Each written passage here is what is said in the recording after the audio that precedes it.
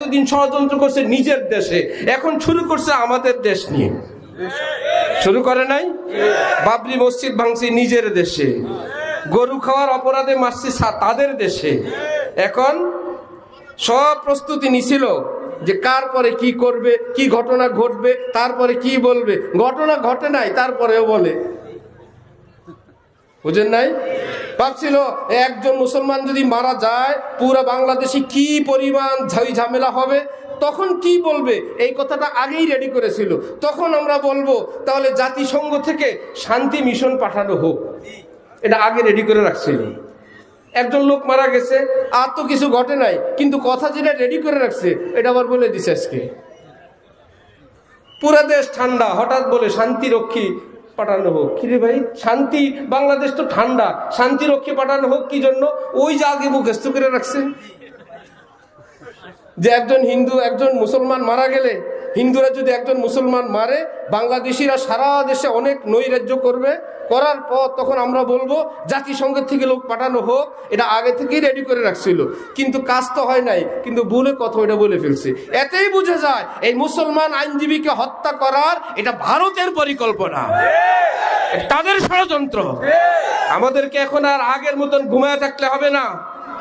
আগরতলায় বাংলাদেশের দূতাবাসে সেই সন্ত্রাসীদের হামলাটা প্রমাণ করে বাংলাদেশের অস্তিত্বে যারা হামলা করেছে, এর মোকাবেলা করার জন্য দল মত নির্বিশেষে স্কুল কলেজ ভার্সিটি সবকিছুর সঙ্গে মাদ্রাসার এই 20 লক্ষ বিশাল বড় কওমি মাদ্রাসার সৈন্যরা, এখানে ওখানে একজনও হেরফের হবে না।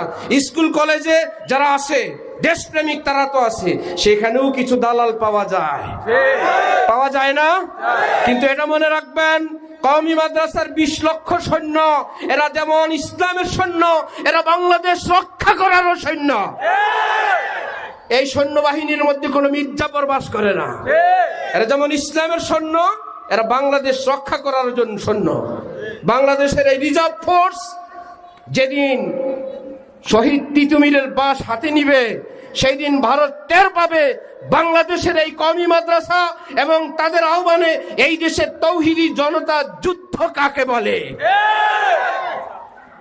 আল্লাহ পাক আমাদেরকে ঈমান ইসলামের পতাকা তলে মজবুত ভাবে থাকার তৌফিক দান করেন। এই জন্য দরকার ইসলামিক সৈন্যের পরিচয় দেওয়ার জন্য নামাজি না বেনামাজি?